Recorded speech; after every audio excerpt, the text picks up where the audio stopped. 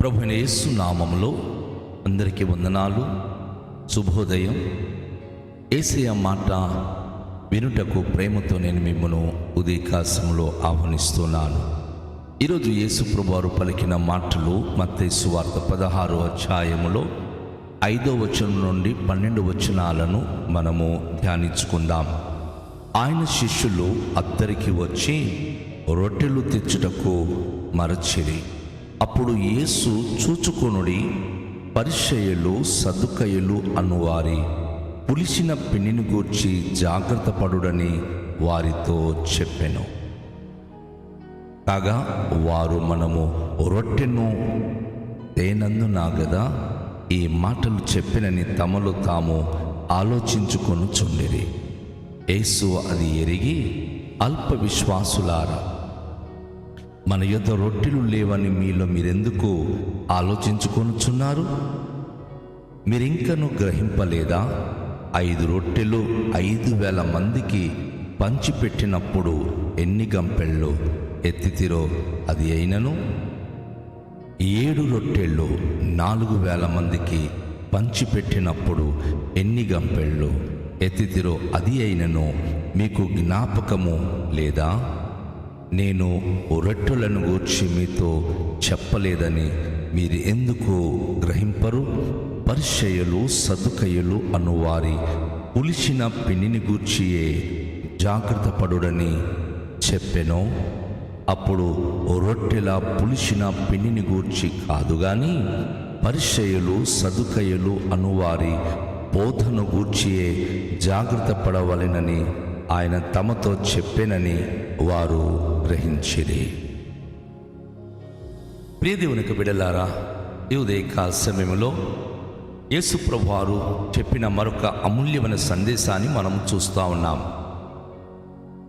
పరిసయ్యులు సదుకైలు అనువారు ఎప్పుడు కూడాను రాంగ్ కాన్సెప్ట్తోనే మనుషుల దగ్గరికి వెళ్ళి వారిలో ఉన్న జ్ఞానాన్ని తలకిందులు చేయాలి, వారిలో ఉన్న ఆలోచన కాస్త ఇబ్బందులు పెట్టాలి, వారికి కన్ఫ్యూజన్ చేయాలని ప్రయత్నాలు చేసేటటువంటి గుంపులు వారు. వారి ఆగమనమును చూచినప్పుడు ఎటువైపు బోధించడానికి వెళ్ళినా ఈ పరిసయ్యులు సదుకయ్యులు తన ఎదుట కనబడినప్పుడు వారి యొక్క వస్త్రధారణలు వేరే, వారి నడవడికలు వేరే, వారి మనోభావాలు వేరే. కనుక వారి విషయంలో మీరు జాగ్రత్తగా ఉండుడి అని ప్రభువారు తన శిష్యులకు ఆయన హెచ్చరిక చేయడం అనేది విశేషం. ఆయన హెచ్చరిక చేసినటువంటి తన శిష్యుల గురించి ఒక మాట ఇక్కడ మనం గమనిస్తున్నాం. పరిసయ్యులు సదుకయ్యులు అనువారి పులిసిన పిండిని గురించి మీరు జాగ్రత్తగా ఉండుడి అంటే ఈ శిష్యుల మనసులో ఒకలాంటి ఆవేదన కలిగింది. ఎందుకంటే ఈరోజు ప్రయాణానికి మనము రొట్టెలు తెచ్చుకోలేదు, ఈరోజు భోజనం గురించి మనం ఏమి తేలేదు. కాబట్టి ప్రభువారు రొట్టె గురించి ఈ విధంగా మనకు జ్ఞాపకం చేస్తూ గద్దిస్తున్నారేమో అని దాన్ని విపరీత అర్థం చేసుకున్నారు. అయితే యేసు ప్రభువారు వారితో మాట్లాడినప్పుడు ఈ యొక్క పరిసయ్యులు సదుకయ్యులు ఆ రొట్టె పులిసిన రొట్టె అనగా వారి యొక్క జీవిత విధానాలు ఇతరులను ఏ విధంగా ప్రభావితము చేసి అది పులిసినదిగా చేస్తున్నదో ప్రభు అయితే దాని గురించి మాట్లాడుతూ ఉన్నారు. కానీ శిష్యులైతే కేవలము రొట్టె గురించి అని అనుకొని తమలో తాము వారు బాధపడుతూ మాట్లాడుకోవడం ప్రభు నెరిగి గ్రహించి, అయ్యా 5 రొట్టెలు 5,000 మందికి పంచిపెట్టినప్పుడు ఎన్ని గంపలు మిగిలింది అంటే వారు 12 గంపలు అని చెప్పి సమాధానం ఇచ్చారు. అలాగే 7 రొట్టెలు 4,000 మందికి పంచిపెట్టినప్పుడు ఎన్ని గంపలు ముక్కలో ఎంగిలి మిగిలింది అన్నప్పుడు 7 గంపలు అని చెప్పారు. అంటే ప్రభువారు వారికి అంటున్నాడు, 5 రొట్టెలు 7 రొట్టెలు 1,000 మందికి మనం పంచిపెట్టినప్పుడు ఎన్నో గంపలు మిగిలినప్పుడు రొట్టె గురించి మీరు ఎందుకు ఆలోచిస్తున్నారు? ఇక్కడ నా సందేశము రొట్టె మీరు తేనందున కాదు. అంటే యేసేకి ఇలాంటి శక్తి, అధికారం ఉంది, లేనిది ఉన్నట్టుగా చేయగలడు. అయితే ఆయన బోధించే ఆ బోధనలో ఉన్న అంతరార్థము, ఆ లోతైన విషయం ఏమిటి అంటే, ఈ పరిసయ్యులు సదుకైలను వారు పులిసిన పిండితో సమానం. చాలాసార్లు పిండి కొంచెమైనా సరే పులిసినది గనుక మనం వేస్తే మంచి పిండి కూడా పులిసిపోయి అది పాడవుతుంది, అది ఉబ్బిపోతుంది. ఈ యొక్క తప్పుడు బోధించే వ్యక్తులు చాలాసార్లు మనుషులను ఉబ్బింపజేస్తారు, పొగుడుతారు.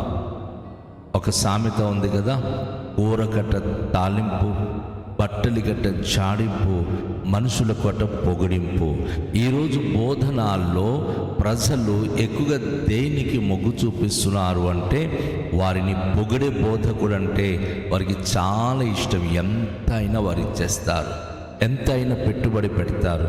గద్దించి హితబోధ బోధించే సేవకుని ఎవరు పట్టించుకోరు. కారణం ఏమిటంటే, ఉన్నది ఉన్నట్టుగా వారు చెప్పిపోతారు. అది వారికి సంతోషం అనిపించదు. పరిసయ్యులు సదుకాయలు చేసే బోధ ఎలాంటిది అంటే, వారిని పులిసిన పిండి సాధారణంగా ఉబ్బేటట్లుగా చేస్తూ ఉంది, పొంగిపోయినట్లుగా చేస్తూ ఉంది. అవును, ఈ యొక్క పరిసయ్యులు సదుకాయల బోధలు మనుషులను పొంగేటట్లుగా చేస్తుంది.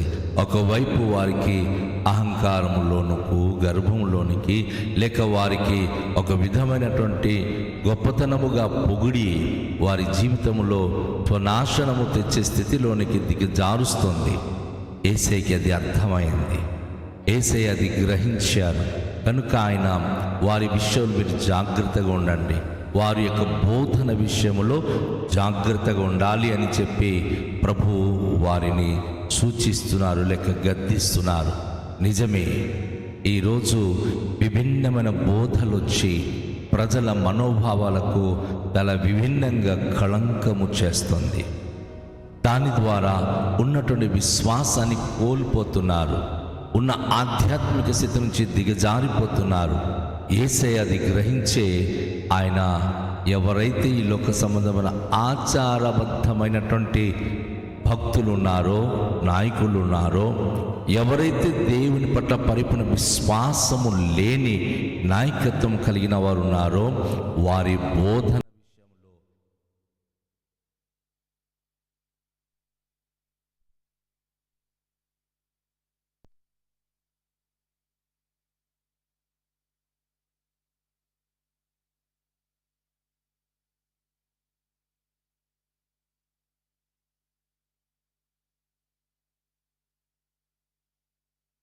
ఎప్పుడు కూడా కావాల్సింది పులి అని రొట్టెలు. పొంగిపోయే జీవితాలు కానీ, సెల్ఫ్ డబ్బలు కొట్టేటటువంటి జీవితాలు కానీ దేవుడికి ఇష్టం లేదండి. ఉన్నది ఉన్నట్టుగా, నువ్వు పేదవాడవా, పేద స్థితిలోనే దేవుని స్తుతించు. నువ్వు గొప్పవాడివా, నీ గొప్ప స్థితిలోనే దేవుని స్తుతించు. అంతేగాని లేనిది నువ్వు గొప్పలు చెప్పుకుంటూ నువ్వు వెళ్ళగలిగితే పులిసిన పిండితో సమానం. దేవునికి అది నచ్చదు. వ్యక్తిగతంగా ఒక వ్యక్తి తన గురించి తాను ఎంత గొప్పలు చెప్పుకున్నా అది దేవునికి నచ్చని గుణం. అది ఈ పరిసయ్యులు సదుకాయలకు ఉన్నటువంటి దౌర్భాగ్య స్థితి. అది వారు చేసేటటువంటి వారి యొక్క ఆలోచన విధానాలు అలాంటివి. వారు ఎప్పుడు కూడాను ప్రజల జీవితానికి కళంకితం చేయాలని వారి యొక్క బోధన ద్వారా అనేక మందికి వారు ఉబ్బింపజేస్తూ ఉంటారు. అనేక మందికి పులిసిన జీవితాన్ని వారు కలిగిస్తూ ఉంటారు. ఈరోజు చాలామంది మన చుట్టూ కనిపిస్తూ ఉంటారు.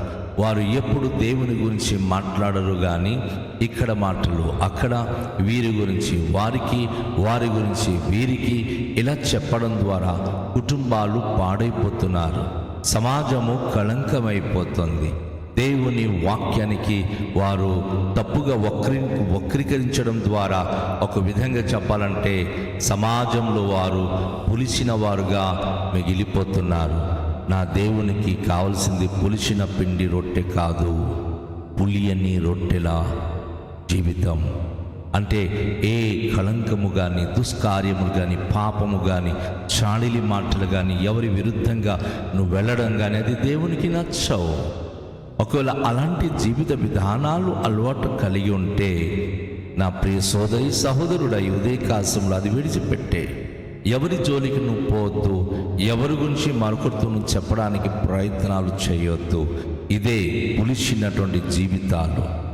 నీతో మాట్లాడే ప్రతి ఒక్కరికి నీవు ఎవరి గురించి అయితే నువ్వు ఇట్టక ఉన్నావో, వారి గురించి చెడుగా మాట్లాడుతున్నావు అంటే నువ్వు దేవుని చేత అంగీకరింపబడినటువంటి స్థితిలో లేవని సంగతి గ్రహించు. నువ్వు ఎవరి గురించి మాటలు, చాడిలి మాటలు పలుకకూడదు.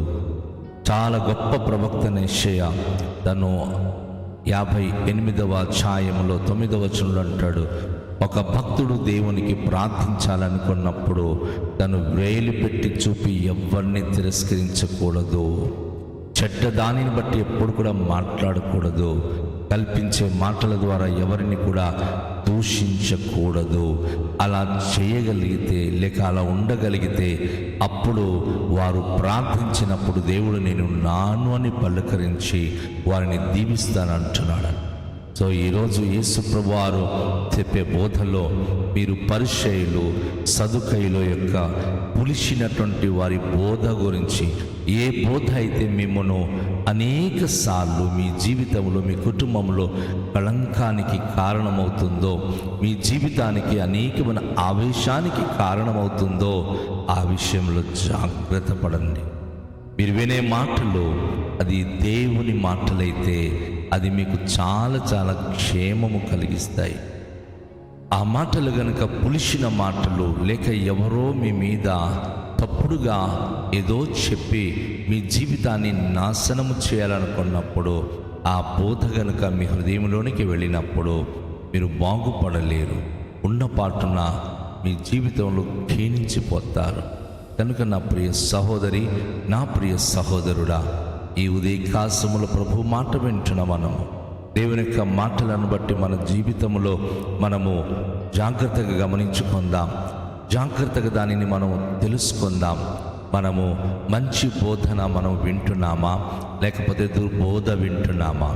మన వినే మాటల్లో మనకు పౌరుషం కలిగించి అందరి మధ్య మనకు భేదాలు పుట్టించే బోధ వింటున్నామా, లేక అందరిని ప్రేమించి అందరితో మంచిగా ఉండేటటువంటి బోధ మనం వింటున్నామా? యేసు ప్రభువారు అందరినీ ప్రేమించమన్నాడు. యేసు ప్రభు అందరినీ చేర్చుకోమన్నాడు. యేసు ప్రభువారు మన ఎడల తప్పిదాలు చేసిన వారికి క్షమించమన్నాడు.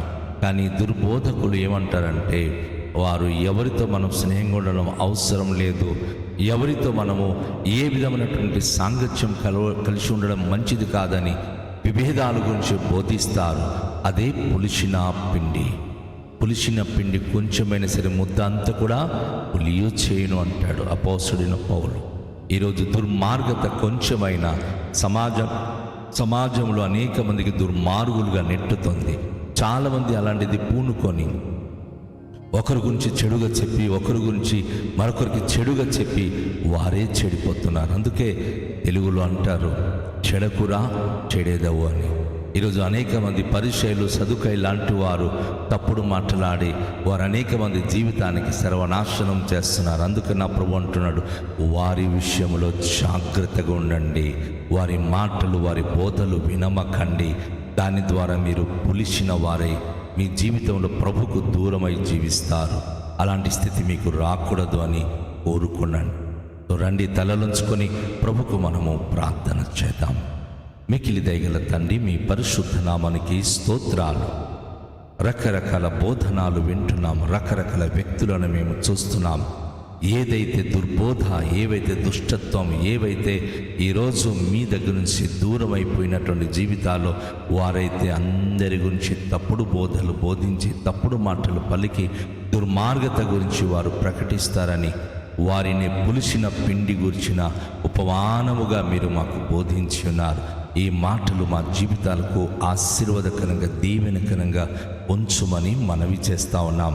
పరిశుద్ధుడా రండి, మీ యొక్క కృప, మీ కరుణ, మీ కటాక్షము దయచేసి ఈ దినము మా జీవితంలో మీ బోధనే లక్ష్యముంచి నీ వాక్యానికి హత్తుకొని జీవించే అనుభూతినిచ్చే ఘనత, మహిమ, ప్రభావములు మీరే పొందుకున్నామని కృతజ్ఞత స్తోత్రాలు మీకే చెల్లిస్తూ యేసు నామములో ప్రార్థిస్తున్నాము తండ్రి, ఆమేన్. అందరికీ షాలోం. ప్రభు మిమ్ములను దీవించునుగాక.